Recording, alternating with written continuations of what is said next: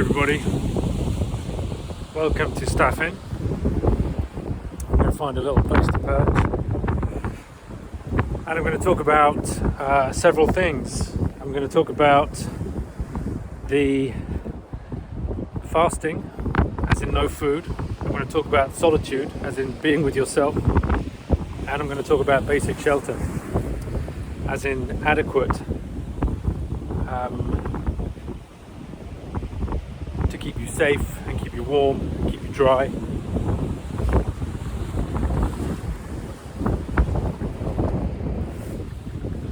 And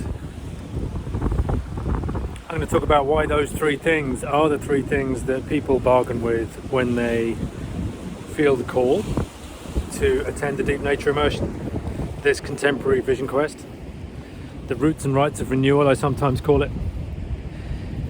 And immediately they feel the call, they pick up the phone, we start a conversation, and it's one of those three things that they start talking about as the barrier between them committing. And that's completely understandable. And I want to talk about why that is understandable and why those things are the things that form part of the Deep Nature Immersion as a ritual, and when I say ritual, I mean as a creative process, not a deep creative process that works with a deep imagination that opens us to deeper reservoirs of consciousness within us, and helps us give shape to them and harness them as resources for our lives.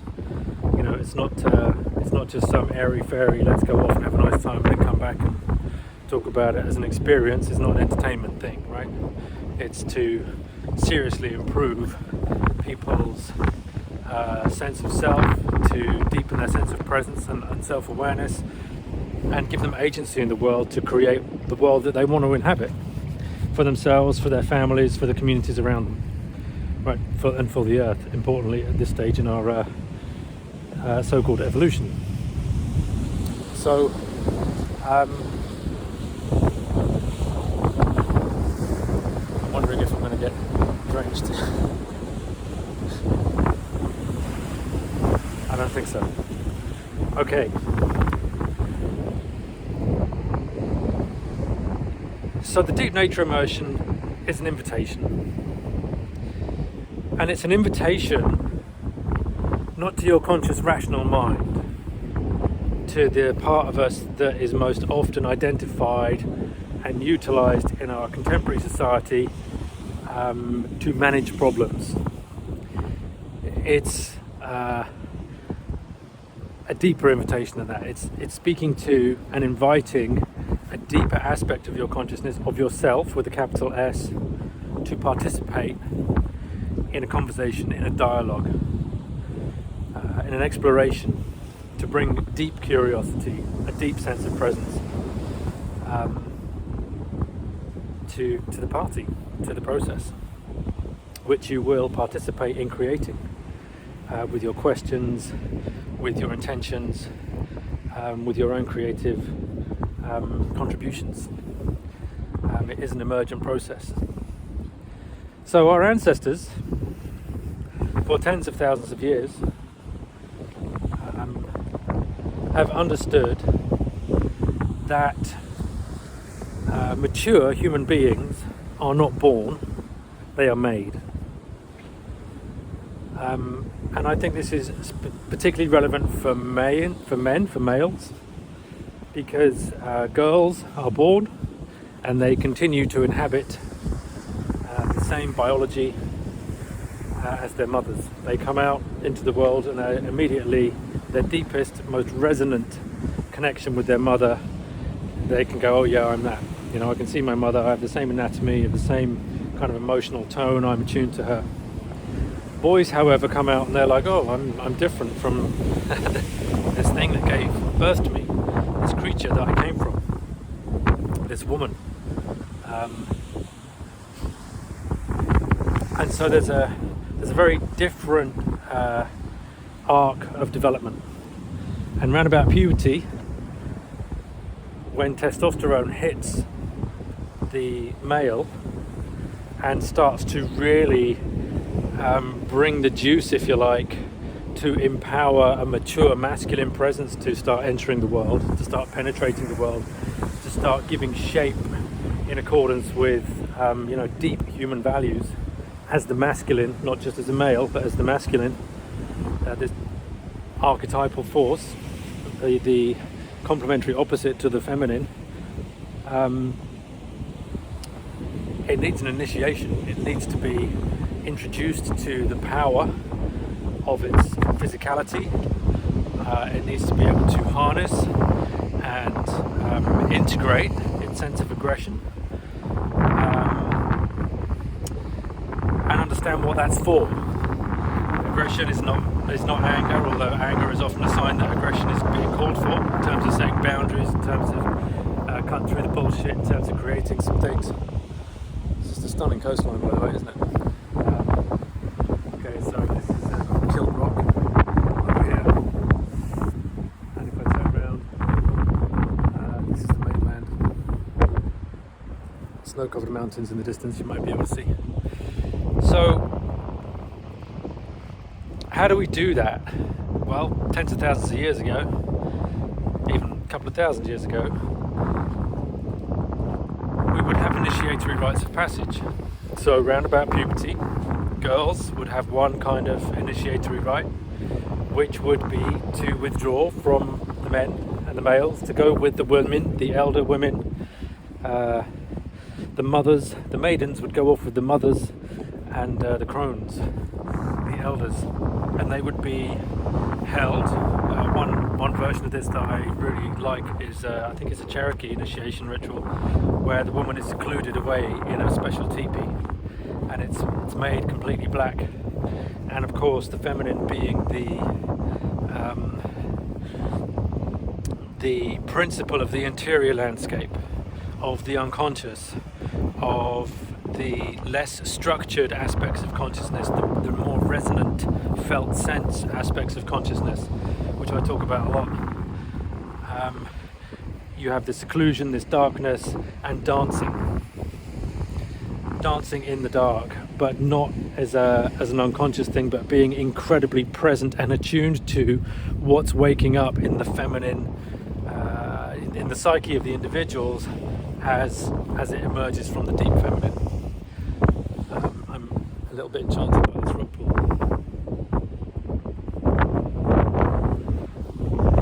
So that's the feminine, the masculine version of that. The male version of that, the boys would be kind of whisked off, often in the middle of the night, literally dragged out of their beds and taken, their mothers crying for them. Whether that was always genuine or not, we're not sure. But and then they would be taken off, and they would undergo a different kind of ordeal. Oh, by the way, the young women, the girls coming into young womanhood, would often have to dance for like 24 hours at a time, maybe longer, and keep dancing. And the same principle applies to the boys. They would be introduced to things and taken through things and exposed to things, and what's the word I'm looking for?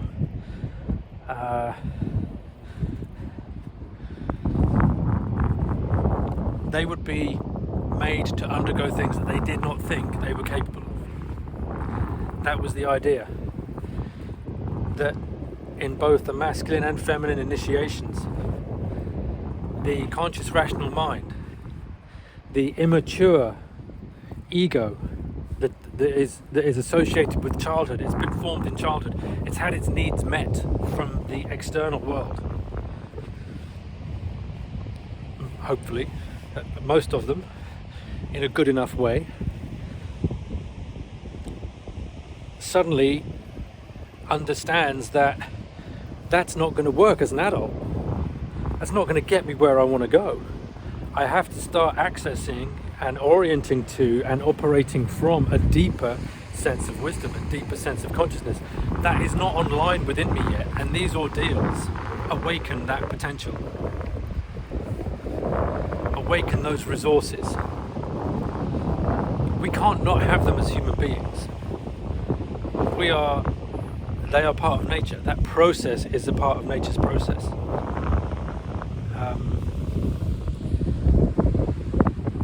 It's part of this. It's a human expression of this. And that's what our ancestors knew, is that we had to do that if we wanted to have healthy communities that were able to differentiate and stay connected at the same time. Different tribes, different individuals, different cultures. That we had to be able to tolerate other people, other belief systems. And we can only really do that if we're deeply rooted in our own sense of place, in our own sense of identity, and that we are able to flex with that too, that we understand that for someone else to have a different belief system doesn't mean that we have to give up ours. It means that we have another way of, another lens to look through if we care to consider somebody else's beliefs, values, etc. But the initiatory moment is there to awaken these deeper potentials that we do not think we have in us, because at that point they're not really online. They need waking up, awakening, initiating, we might say. And then they need, we need to have them mirrored to us. We need to be able to see the potentials we have as a human being with these new potentials on board. Does that make sense? So there's the initiation, there's the kick-starting that deeper consciousness, that deeper creative imagination. And then there's, what are we going to do with it? What does it serve for me, for my family, for my people, for my land, for the earth? How am I going to harness it? How am I going to take responsibility for it? How am I going to be accountable for it? How am I going to enjoy it? How am I going to express it? Creatively, in a way that includes beauty, in a way that includes joy, in a way that includes fierceness, in a way that makes space for sorrow, for grief, all of those things. How am I going to hold those things and nourish them and nurture them and make sure they continue to be part of the human conversation that I'm part of and participating in? So we have to wake them up, and then we have to find a meaning and a purpose for them that is fulfilling for us. Right, so meaning plus purpose equals fulfillment. But not everything that has meaning and purpose is fulfilling. Sometimes it's a sacrifice. To do things that are meaningful and purposeful beyond ourselves is a sacrifice, and it might cost us something. Right? And so it's kind of a bit like type 2 fun, where when we're doing it, when we're making the sacrifice, when we're engaged in that process, we're not really enjoying it. But we get to see the fruits of our labour unfold down the line.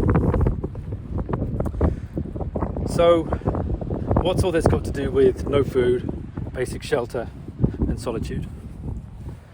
Well, if we go back to our ancestors, wherever we live, whatever culture we are part of, and whatever rituals were used, they were held in the collective of the tribal consciousness, right, of the culture. The mythologies had certain rituals that were enacted at certain times, certain ceremonies that were enacted at certain times, and they're different things. Ceremonies tend to affirm what is existing. They're a repetition and an assertion of collective values. And rituals, when they are generative, when they're truly generative, and they're not just going through the motions, give us access to something far more creative. They bring something new and something fresh to the party, to the table, a different perspective, a new learning, a new understanding of the same story. So whatever those rituals were with our ancestors, they happened to you. You were expected to go through them at puberty. You understood as part of that community, as part of that tribe, as part of that culture, not just in an intellectual way, because you'd absorbed this unconsciously, pre-verbally, since you were born. You had seen people behaving in accordance with these values. They weren't talking about what their values were. It was part of the behavioral code. There were things that you know you do, and there are things that you know you don't do. And you know you do these things at this time, and you do those things at that time. You don't have to understand that. So you grow up in this community, in this culture that has these rituals and these rites, and you understand that at some point, maybe when you're 9, 10 or 11, the boys or the girls slightly older than you suddenly go off and this thing happens to them, and when they come back, they have a kind of a different role in the tribe. They have a different sense of self about them. They have a different way of being, of carrying themselves, of speaking. They go to different kinds of gatherings than the ones you go to as a child. And so you have this kind of unconscious expectation, yeah, something happens, and then it's happening to you. But it's happening to you, for you, and for the tribe. Now, this is where it gets a bit tricky for us in contemporary society, because we don't have anything like that. It doesn't happen to us. What happens to us is, it might be couched in terms of an initiatory rite of passage.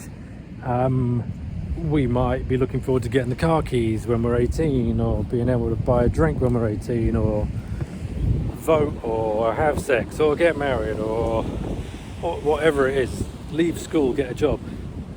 They are social thresholds, but they do nothing for us internally. They do not give us access to our deep imagination. They do not initiate us as individuals in terms of what Carl Jung called the process of individuation, where you are coming into contact with your own unique form of consciousness and striving across the arc of your life to keep it fresh, keep it awake, keep it alive, keep it engaged in, you know, this unfolding experience that we are part of. So we don't have that. So we have to make the choice for ourselves to find something and undergo it. We have to surrender to this invitation. Right, so that's why at the beginning I said, you know, the invitation isn't to the rational intellect, which especially in our culture, especially with the education system that we have, predicates success in terms of performance, in terms of being able to recycle information and produce it at a certain time for a certain reason, and then you pass an exam and you get a sheet of paper, and then you assume something about yourself, and other people assume something about you too. I just went to a research group.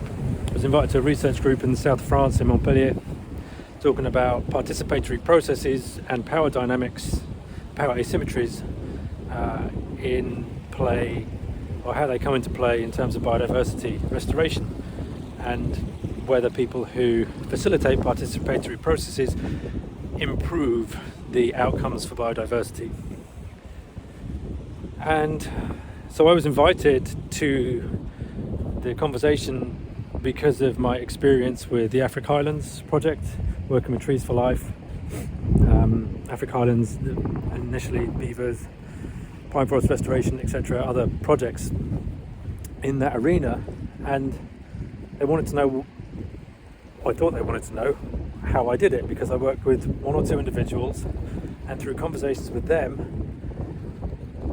helped them understand what was actually needed to start building not consensus, not this idea that we all agree, but the space in which we can all disagree in certain areas and find expression for our core values, still in service to this larger notion of a project we're going to call Afric Highlands, that claims, that wishes to, that is actually, doesn't just claim to, it is actually doing it, make a significant difference in terms of the quality of biodiversity, the ecology of large chunks of the Scottish Highlands, under the banner of rewilding, right? And so I'm in France and I'm there for a week. It's expenses paid, but I'm not being paid. It's kind of pro bono work, but I'm curious and I'm interested, especially interested in that kind of work. It's the most important work you could possibly be doing, as far as I'm concerned. But while I'm there, I realise I'm with some very kind of elite academics, researchers, professors, PhDs, postdocs. And I've got 26 years experience of working with intrapsychic power, right? This archetypal force we all have inside of us that we might call power, but actually it's only power in terms of its capacity in relationship with the world around it to make a difference, to influence the world around us, to, in some way, shape or form, whether that's protecting it or actively changing it. And I'm standing there and no one has asked me a question, and everyone is kind of out-framing internal power. I think they were using a model developed by Oxfam. So they were talking about power over and power with, and every time it came to like talk about power within, there would be some kind of fuss, and they would say, if you've got any papers on that, you want to tell us about any papers on that, let us know. And I was like, well, I'm here. Why would I talk about a paper? Why would I go off and reference a paper when I can speak to you now? I can talk about case studies, I can talk about experiences, I can tell you stories, I can give you examples, I can start pointing out how these dynamics are active here in this room with us now, what might be happening in terms of transference and projection, of people trying to take power, of people trying to give power away, of people actively not taking power, not wanting to take power, not wanting to cause a fuss, people wanting to stick very rigidly to the process because that keeps it safe, whatever it was. And so, until we have initiated within ourselves this deep sense of creative power and presence and potential, until we've put ourselves in a situation where that is able to happen, that is skilled enough and contained enough and has enough integrity to make sure that is the focus, that we're not just out to have a nice time in the woods. It's not a social gathering, it's not for entertainment, it's not a workshop, it's not a course, it's not a program. We are opening a space where we are going to start a deeper conversation and start engaging the psyche. Not talking about psychology, but actually the psyche. We're not talking about the study of the psyche, we're talking about the actual real thing itself, up close and personal. How does it manifest to me? How does it constellate me? Till we've done that, we will be bargaining. We will, in some way, shape or form, be avoiding ourselves in the world. We will be diminishing our voice. We will not be speaking up. We will hide away from our responsibilities. We will hide away from our creativity, and we will project it on those things onto other people. And we will transfer those dynamics onto other people, and we will seek to find other people who will act them out with us. Victim, rescuer, persecutor dynamics, the drama triangle. Or we will try and be sneaky, we'll try and be the nice boy or the nice girl, hoping that if we just keep our head down, at some point someone will give us something, rather than understanding that life sometimes says, well, if you really want it, you've got to take it, you've got to go after it, you've got to create the opportunities for yourself. So again, in that you can hear the kind of the more immature childlike, I'm going to be here, I'm going to be passive, And passivity doesn't mean I'm not doing anything. It means I'm often very busy, just staying out of the way of trouble, trying to be, people pleasing, or being very busy in a very narrow way. It might be a very deep way, but it might be a very narrow way. I won't look around at what else is happening. Or I become a fundamentalist, where this is the right way and everything else is the wrong way. As a way of avoiding the richness and the depth of what is within me and is asking for expression. So bargaining, when people get in touch and say, hi, the Deep Nature Immersion, what's that about then? Or I've read the stuff and I've got a few questions. They highlight one of these three things. And in the last couple of weeks, these are the conversations I've had. One was with a previous participant who said, yeah, it wasn't the fasting that bothered me at all. I was totally fine with that. But when I realised that I was going to be with myself, i.e. I was going to be on my own, i.e. it was going to be solitude, that really freaked me out, because at first I didn't understand what it was. That after my initial kind of like, yeah, that's exactly what I need, I started feeling I don't want to do it. I'm a bit scared. When he reflected upon that, and with a little bit of guidance from me, he said it was being with myself. I realised I'd never done it. I was 50 years old. I'd never consciously been on my own. I'd always been looking to fill my time with things, with people, with distractions, so I didn't have to be with myself. And it scared me that I was going to do it. I didn't know what it was going to be like. I didn't know what I was going to learn, what I was going to find out. Maybe it'd be great, maybe it'd be terrible. I didn't know. And so what we learn in that context, in terms of solitude, is we learn that we are probably slightly codependent, where we are anxious and always looking for other people to kind of reassure us, to validate us, to affirm us, to tell us, yeah, you're doing it right. We don't really trust ourselves, right? We haven't really found our center and started to embody that, where we are making decisions for ourselves. We're like, oh, well, you tell me what to do and I'll do it. So we're not really leading our own life, right? We're compensating for this lack of a deeper connection with ourselves, where we can tolerate our own company, and hopefully not just tolerate it, but enjoy it and appreciate it and use it creatively.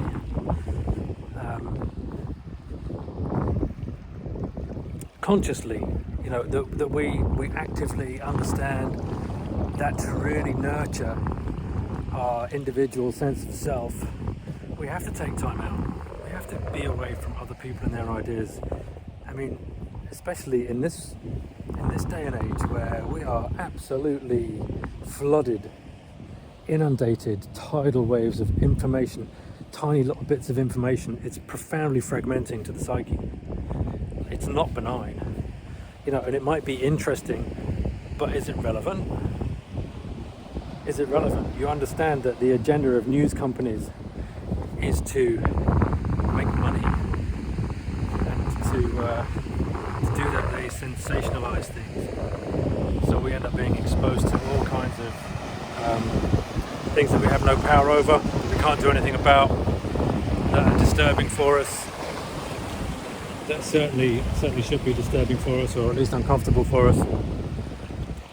But we have no agency because they're happening tens of thousands of miles away. All we can do is maybe donate to something, but there's so much of it.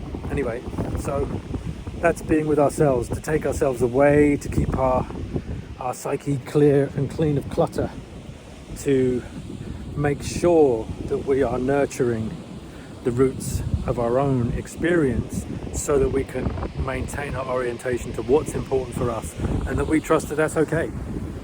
that we don't have to be part of everything all the time, that we don't need to know what's going on everywhere all the time, that bringing our focus here and now is enough, and to cultivate that as a creative act, commitment, discipline, which is, self-discipline is really another word for self-respect, with a capital S and a capital R,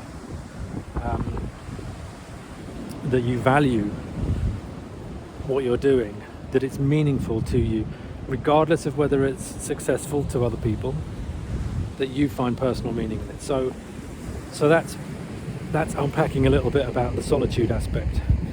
What happens when there's no distractions?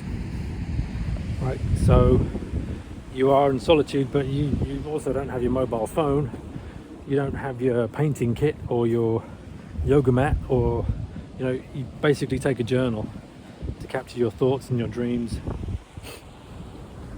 and you can make some sketches and stuff like that if that's part of your deal, but you're not actively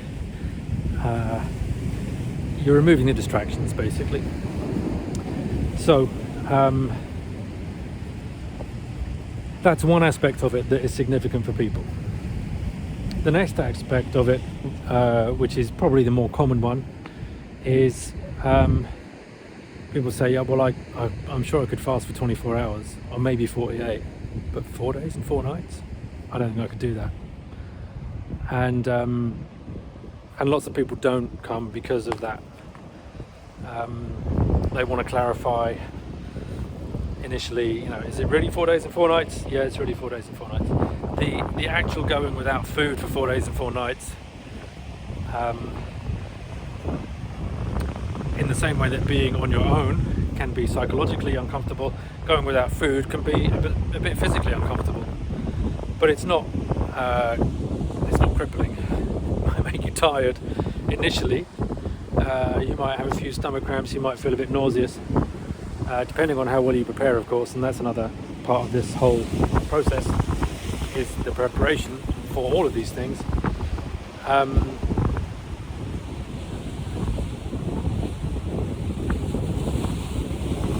watching a heron or a little hawk.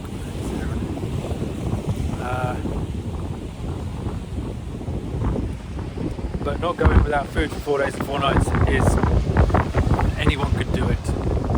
The people who have come in the past and said, I cannot do it, I absolutely cannot do it, but I'll try my best. When they have come out, guess what? They are the people who say, I was just getting into it.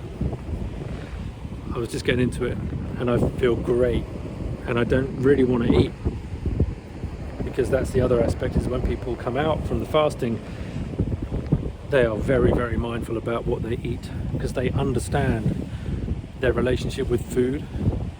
They understand what it means to have an abundance of food, and how much we waste, how much time we spend obsessing about it, buying it, preparing it, how much money we spend eating out. All these kinds of things have a completely different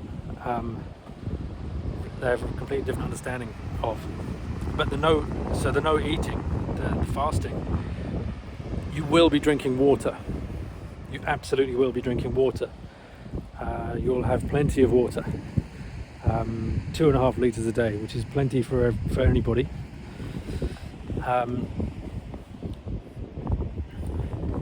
But no food. So what does that do? Well, it makes you kind of tired, and when you're tired, you kind of slow down. So you really have to be with yourself. You cannot just blast through a moment of boredom and go for a big 10-mile stomp. Chuck a cup of coffee down your neck, eat a couple of Mars bars and off you go. That's not possible, that's not available. So the no food is a way of removing a lot of distractions. It's a way of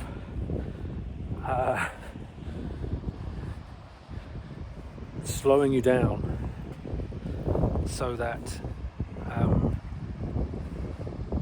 you can't just skip over the tricky bits. But it is not intended as a detox. We make sure that that's taken place before we actually arrive in Scotland, so I recommend that people eat clean food, at least in the couple of weeks leading up to it, that we start to remove what my friend and colleague Peter Scanlon used to call our petty addictions. You know, the little treats, the little kind of, I think I'll have a chocolate croissant at 11 o'clock with my second cup of coffee.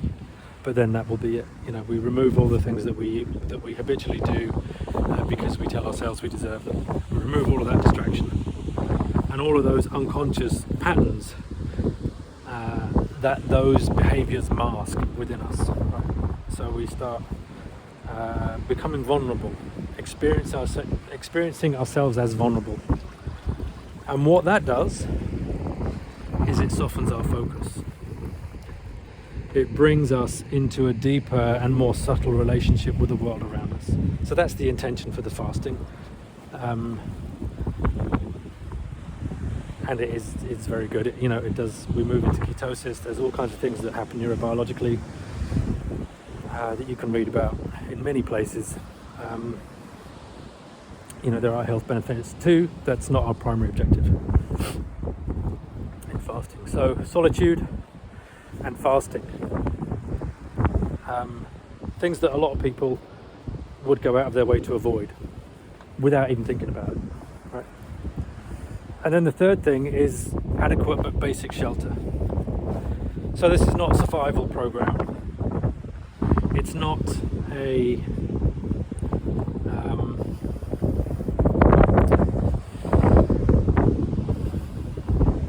bushcraft thing. You're not going out there to be the hard man or the hard woman. We're not going to get into the wild man, wild woman archetypal stuff. You're a human, right? There are layers of your consciousness that are fundamentally wild, that are a natural, functional ecology of your own psychological material, your own biography, your own ancestry, your own interests, your own desires, your own passions, your own skills, talents, etc., etc. That's what makes you as a human wild, is that you are an expression of the earth. You came out of it, not into it. So we don't have to play that up. So it's not a bushcraft thing, right? We're not going out to build shelters and learn to light fires. What we are doing is we are going out. You will take a tent with you when you go out on the land to fast. I mean, we're camping all the time anyway, from day one for the 12 nights over 13 days. We're camping semi-wild and then we're out in the forest.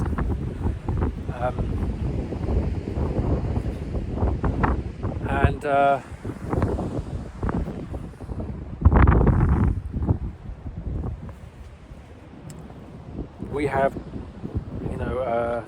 in the instructions, you'll be told the gear that you need to buy, and then you'll be shown how to put it together so that you can make yourself a den where you're covered, where you're sheltered from the wind, something that you can move around if you need to, something that can keep the sun off you, somewhere that you can come back to, where you can rest, where you can sleep.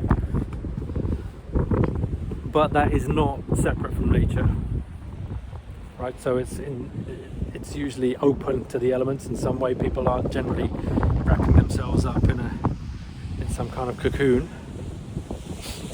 You can imagine a very low shelter that you can sit up in with your sleeping bag and your ground mat, your water stash, your journal, your clothes. Adequate but basic, right? And you will have a tent with you in case you need to use it.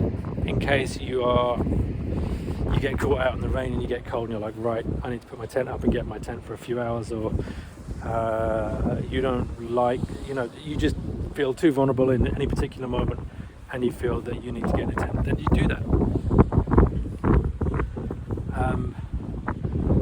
And that's quite common for people to do that. And then think, actually it's not so bad out there, what am I doing in here? And then take the tent down and put it away and not use it. But you have to take it with you as an emergency precaution. Or if you decide that you feel it's better for you. The idea is that you have to choose for yourself what your limit is, what you're okay with, what you can tolerate, what you can't. Because as I say, in indigenous cultures, this would be happening to you. You would be going through this ordeal probably with 3 or 4 other people, surrounded and supported by people you know had gone through a similar thing, and you would want to be like them. You would want to be like the warriors or the wise woman, whoever it was that you respected in your tribe. Now we have to choose for ourselves. It's very hard to do that. So as people come towards it, these are the 3 things, as I said, that they kind of react to. Is, are you sure there's no food? Like, not even once a day? What about this? What about that? Oh, and by the way, can I have a fire? No. Because you'd spend all day making a fire. You'd spend all day looking for nice bits of wood and making a nice fire, and you'd spend all night sitting around the fire. So we don't have a fire. We have fires at other times. And really welcome. It's always a beautiful experience to sit out in the woods and have meaningful conversations with people participating in such a powerful process, creating such a powerful process. That's an essential part of it. But when we go out, we are removing all of the distractions. Solitude.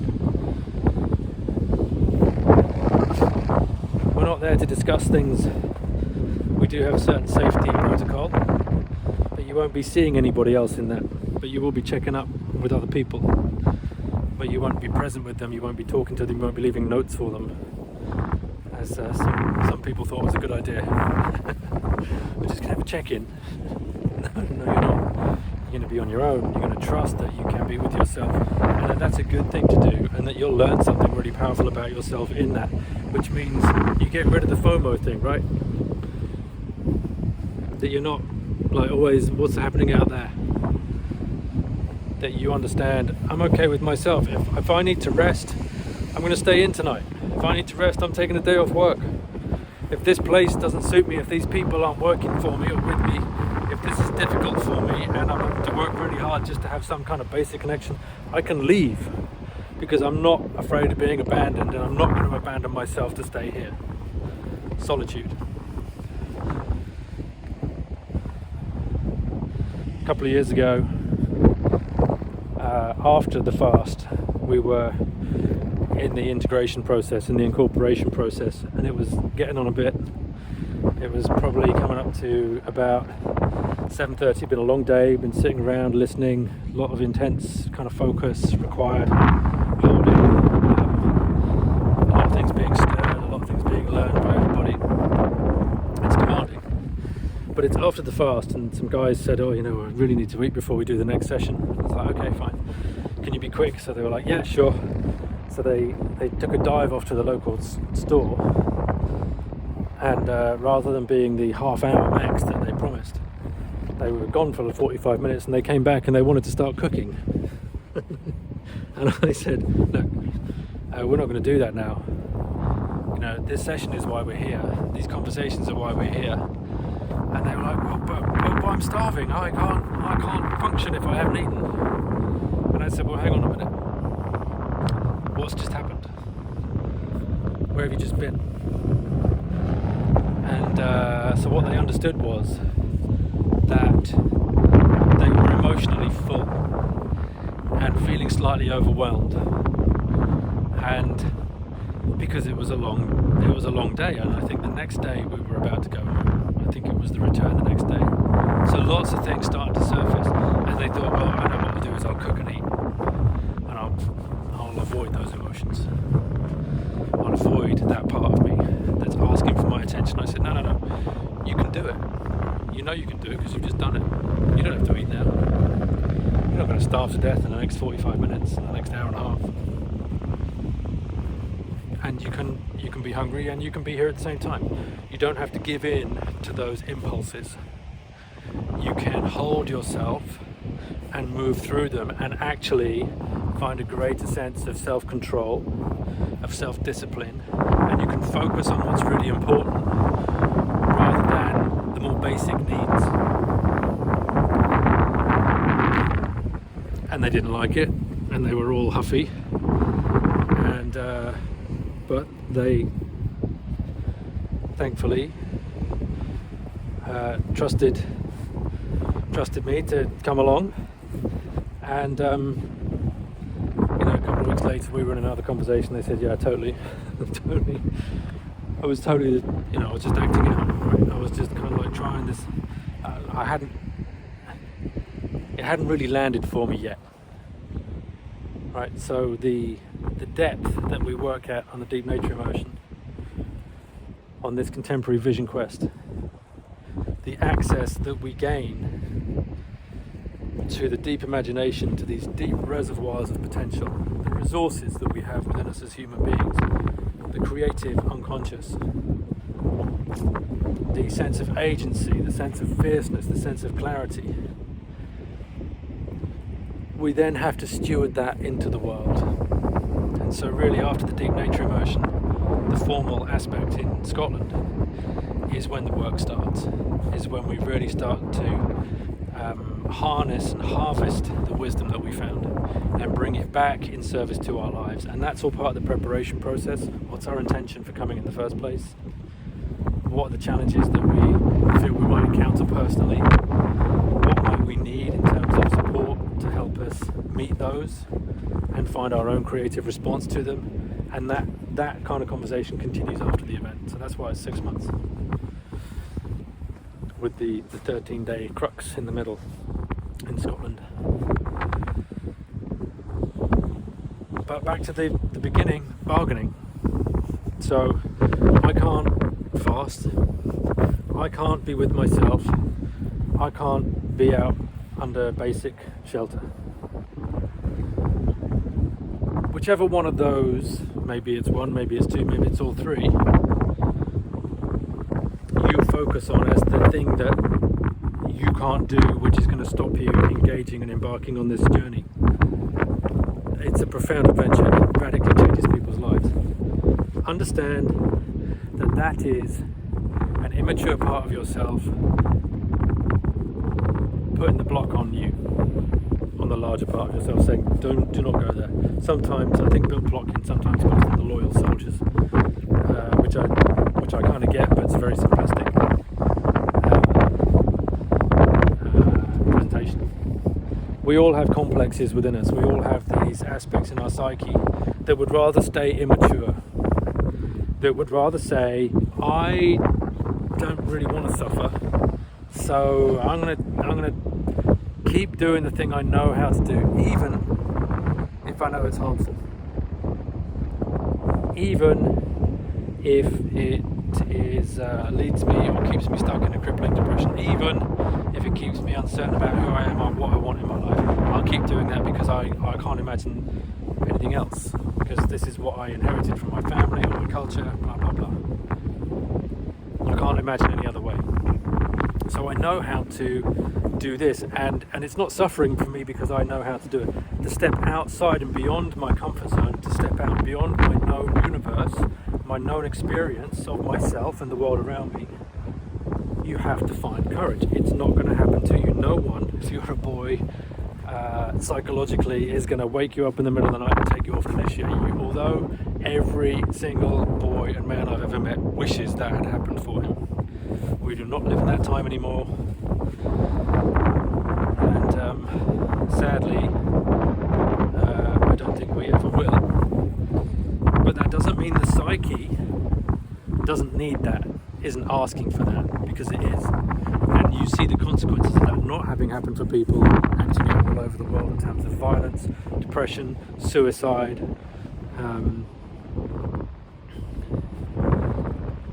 addiction, where we do not have access to these deep inner resources that we need. They're not optional if we're going to live a full life.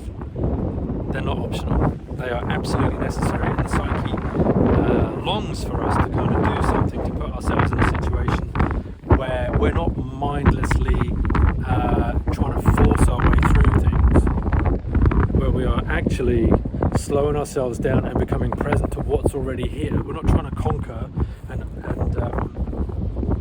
kind of dominate the world out there.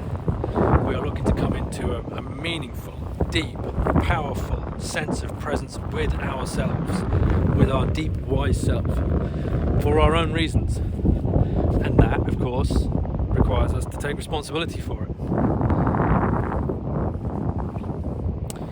which is what a lot of people want to avoid. So please don't come if you just want this to be an entertaining thing. If you think that you're due another workshop and well, that looks interesting. This really is about stepping into, in your own way, for your own reasons, what it means for you to be a fully mature human being at this time in our evolution. And so it will ask things of you. The process, the practical process, will ask things of you that you might be unfamiliar with, that might seem uncomfortable or even feel overwhelming for you at first. My job as the guide and the facilitator is to help you slow down enough so that whatever it is that you feel is getting in your way, you can connect with it and you can make a conscious choice as to whether it serves you or not, where it comes from, where it's going. Is it really a part of you? Does it really serve you at this point in your life, or is it just a pain in the arse? Have you long outgrown it and it's just hanging around? We might call that severance, where we sort the wheat from the chaff. And then the threshold of being betwixt and between. I don't really know what's happening. Some people stay there for decades. They leave one thing and they don't really find out what's going on next, because they don't have the resources or the skills, and the spaces are not there to hold them in that inquiry. This is one of those spaces. It's rare and it's precious and it's very powerful. Not because of me. I'm passing along lots of wisdom, some of which I've fought for myself in my own journey, and some of which has been gracefully passed to me, that I've then embellished. And I'm slowly but surely turning into this body of work called Wild Mind Deep Eco-Psychology. So severance, threshold, and incorporation. Incorporation is like, then we're living it, right? Then we're out of the soup and we're more clear than we were before, and we understand that even if we don't know, even if we're uncertain, we know we have the resources to move forward and to stay engaged and not hide away, not shrink away, not regress essentially back into our childhood self. We understand we're responsible for our experience, and that often we don't so much find ourselves as create ourselves. There's an interplay between those two forms of becoming human, fully human. But either way, if we are not present, if we are not deeply rooted, embodied, and connected to our somatic intelligence, this thing below the neck, not just our cognitive rational intellect looking around, what are the rules, how do I fit in, what have I got to do to be a good boy, a good girl, to get my reward here, to be seen, to be validated. Moving beyond that, where we're not externally referencing, where we are staying plugged into ourselves. If we're not present, nothing we do will matter, nothing we do will be meaningful. Regardless of what other people think of it, it will not matter to us. It will have no efficacy in terms of was that a meaningful life to live? Was that a meaningful thing to engage in, or was it just another version of the same old bullshit? Right, so this deep wise knowing that we have is important, and the Wild Mind Deep Nature Immersion is a powerful way to access it. And so those bargaining conversations that you will have, well, what if I do this and what if I do that, they are all bargaining. So we're removing the distractions, we're removing the creature comforts, and we so that we can access the creature, the actual human, the essence of who we are as one species amongst many. It's funny, this coastline is famed for its, there's a dinosaur museum just up the road. So there are footprints around here, dinosaur footprints, and all kinds of reminders of time passing and other creatures, other species having come and gone.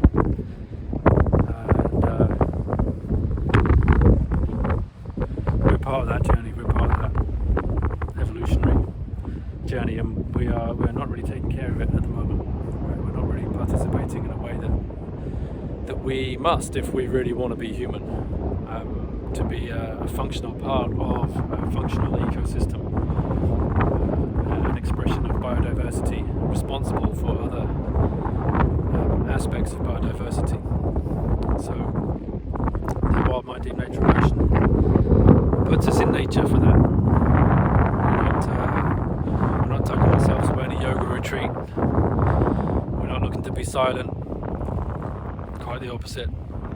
You can go out and howl at the moon if you want. You can go and talk to the waves. You can.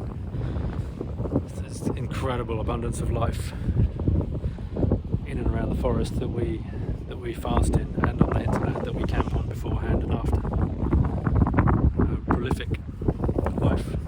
So you are going to be mirrored that, and understand that you're a participant in that and a steward of that as a human.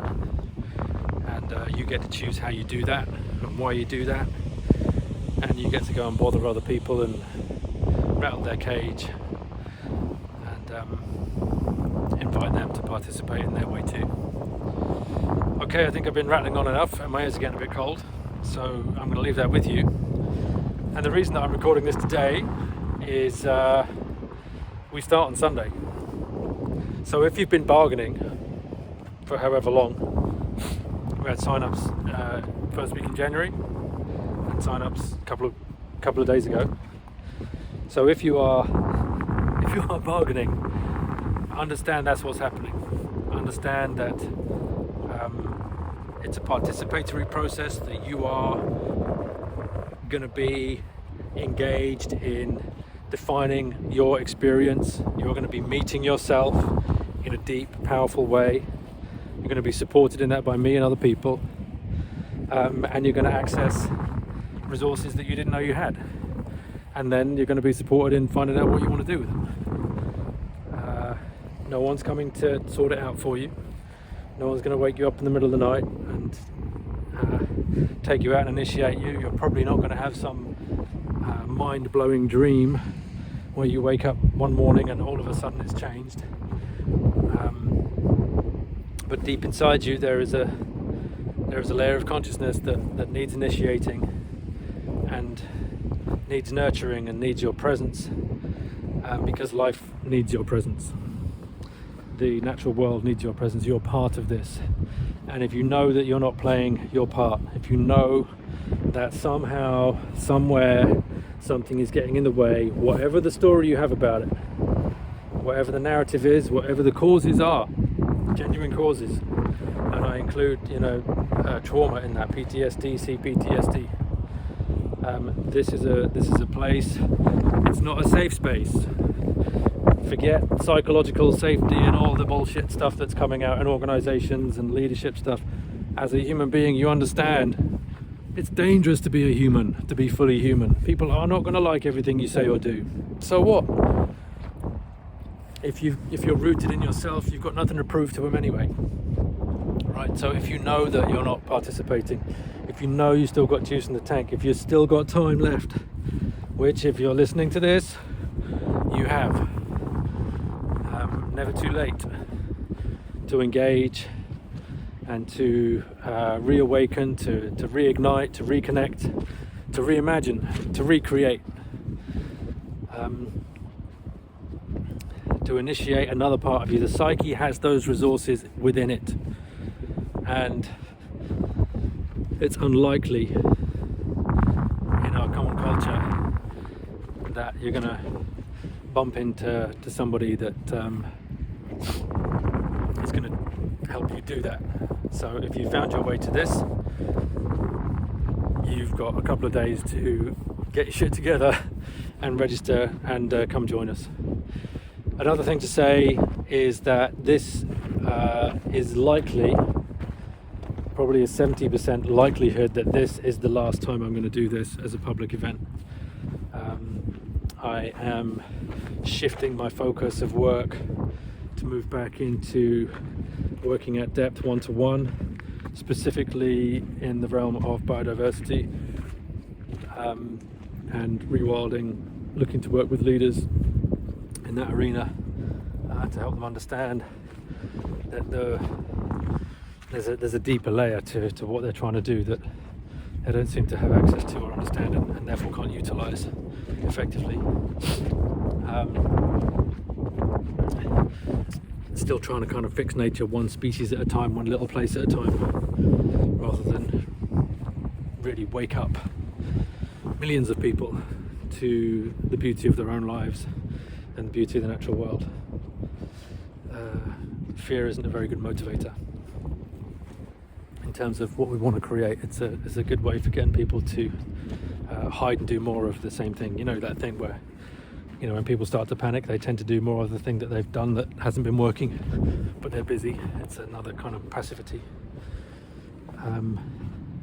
Rather than this invitation, coming back to it, which is to slow down, to settle in and settle down, and be really present with what's actually happening, and ask yourself questions. You know, is this anxiety mine, or did I pick it up in childhood, or did I have that one moment where, yeah, things went badly wrong in that one moment, but generally, you know, I don't need to be stuck there. I don't need to let that define me. So we slow down and start really involving different layers of our consciousness in those inquiries, which is what makes the difference. The embodied somatic, pre-verbal layer of intelligence we all have access to, which is, by the way, the part of us that is attuned to the natural world most naturally and effortlessly and meaningfully.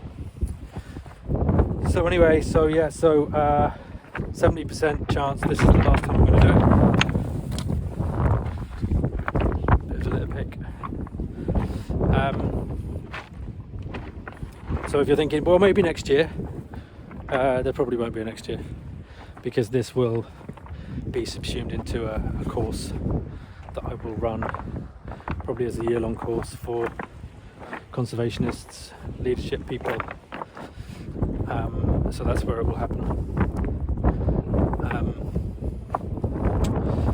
So if you were thinking about next year, kind of bargaining with time, don't do that. Come join us. It's a really beautiful thing, it's a really powerful thing. It's a real privilege for me to facilitate it. And even though at this time, just before we begin, I'm always a bit like, oh, part of me is like, I'm sure I could, you know, maybe I should cancel it. There's always a part of me that wants to get out of it. So I understand the bargaining thing very well, because I don't know what's actually going to happen. I don't know who's going to show up. I don't know what they're going to bring. So I have to dig really deep. And a part of me is lazy. Part of me doesn't want to do that again. Part of me is like, can't I just go and sell donuts on the beach in Spain? There's a part of me that wants to regress, and that's why I advertise and I take deposits and I put the process in place as something that I'm stepping into, that I'm always moving towards, and I'm always having to participate in and show up for, in a way that I don't always know. Not perfectly, forget any notion about that, but in a way that is sincere, that's to the best of my ability, that invites me to be honest about my own blind spots, in a way that therefore encourages other people to be the same. We're not looking to turn ourselves into superhumans. I mean, just being human is a pretty incredible thing to do. So we're not looking for heroes and gung-ho kind of bullshit. It's a very humbling experience, you know, that word humbling, humility, humus, the earth, return to the ground of our being, which is enough. Plenty, in fact, when we're really present with it. Everything then becomes slightly more meaningful, slightly more beautiful, slightly more joyful, slightly more sad sometimes, but it's authentic and sincere and meaningful and fulfilling to participate fully in that way, I find. Okay, I'll leave it with you, and yeah, goodbye from the north coast of Skye. These beautiful basalt cliffs, Thanks for listening.